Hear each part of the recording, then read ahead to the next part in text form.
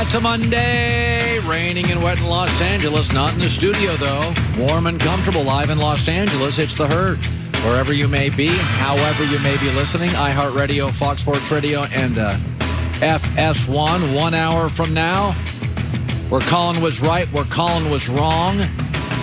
Gonzaga's going to win the tournament. Oklahoma State's my dark horse. Villanova, first good team to lose.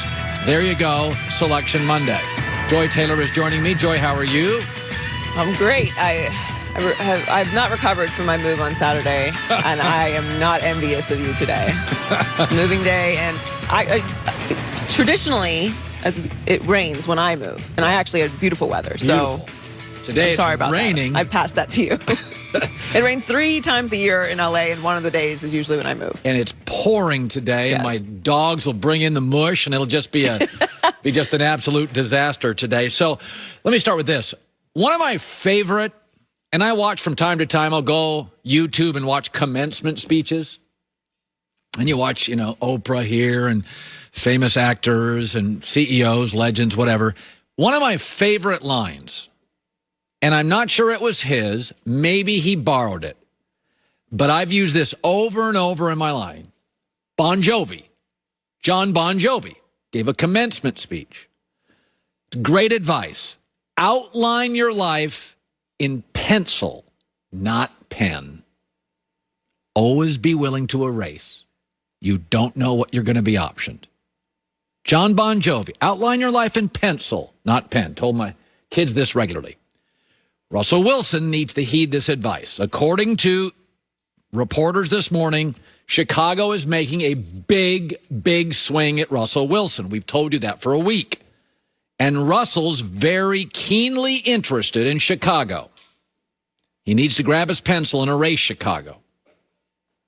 And put Washington in there, and I'll explain. 6 good teams have their quarterback. New England's got Cam. Dallas has Dak. Indy's got Carson Wentz. The Saints have 2 guys, Taysom Hill and Jameis Winston. Pittsburgh signed Big Ben. And the 49ers, say what you want, they've got Jimmy Garoppolo. Those are good teams. 2 other good teams do not. Playoff teams do not have a quarterback. Chicago and Washington. And Russell Wilson said, I like Chicago. Let's think about it. Washington has $38 million of cap space. Chicago's $19 million over the cap. But the brand, most of my childhood, Washington won a lot more football games than Chicago. Washington has a great defensive coach. A better defense than Chicago, look it up.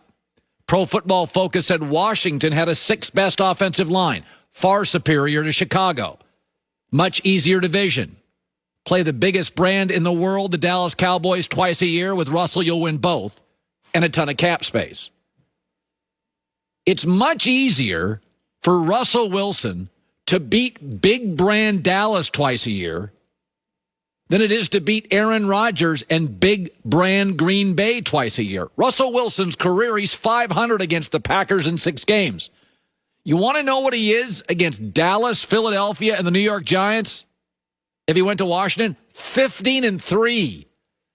If you're beating Dallas twice a year, and Jerry twice a year, and Dak twice a year, and you're beating the blue blood New York Giants twice a year, that is a way bigger brand than losing to Green Bay. Outline your life in pencil, not pen. You want to know what Washington is? 1 year ago, they were Tampa before Brady took it. What was Tampa? They'd been 7-9, veteran head coach, super talented defense, promising O-line. Tampa was 7-9. Wait, Washington was 7-9. Veteran head coach. Great defensive talent. Promising O-line. The difference is Washington had more success winning recently than Tampa. They are Tampa. And Tom Brady looked around the league. He could go anywhere, right? Like anywhere. And Tom said, all right, I got the coach. I got the championship defense. I got some offensive pieces I like. And the offensive line needs a right tackle, but it's good. That is Washington. The difference is Washington just made the playoffs. It is time for Russell Wilson to pivot off Chicago and go to Washington. He would own the division. You're not going to own the division if Aaron Rodgers is in it. You're not going to own it. You can win it, but you're not going to own it. Philadelphia's got Jalen Hurts. Who knows? Giants have Daniel Jones. Who knows? Cowboys paying Dak $40 million. Who knows? I mean, they'll win, but who knows? Washington made the playoffs. Taylor Heineke was quarterbacking in the end. Pencil, not pen. Erase. Insert Washington over Chicago. So Drew Brees, and this is not exactly a revelation of like, Watergate status, but Drew Brees retired. It is interesting. Drew Brees is a great example that if you don't look like the prototype, and if your path is different than the prototype, some people can just never get past that. Drew Brees, number one all-time in passing yards. Now think about that. History of professional football in America. He's number one in passing yards. He's number one in completions. He's the only player ever with multiple 5,000-yard seasons. For our television audience, I'm putting up his records. He basically owns all of them or finishes second. And if Drew Brees was 6'4.5", he'd be Peyton Manning with better stats. He has the most games ever of 3 touchdown passes. He has the most games ever of 4 touchdown passes. He has the most games ever of 5 touchdown passes. It's the Steph Curry syndrome. But he doesn't quite look like we think a star should look, and his path was different. Purdue, Steph Curry, Davidson. Wait a minute. The best player in the league can't be from Davidson. The best quarterback in the league can't be from Purdue, and then he gets hurt, and then he wants to go to Miami, and he ends up with the Saints. And this is a big deal for me. He ends up with the Saints. They were the worst franchise in the league. Just think of what he dealt with the Saints. They were called the Aints. Historically, one playoff win ever.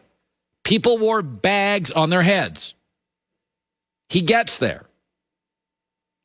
And they become, last 15 years, an elite top 3 to 4 franchise. That's worth something.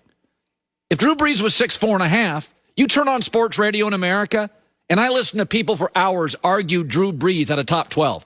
Take his stats, make him go to a football power like a Texas, Ohio State, or Michigan, make him number 1 or 2 in everything. Would we argue it? It wouldn't be worth a segment. And people, well, he's not this guy. He's not that guy. Folks, Joe Namath looked like a quarterback should look in the 70s. He was tall and handsome with a big arm.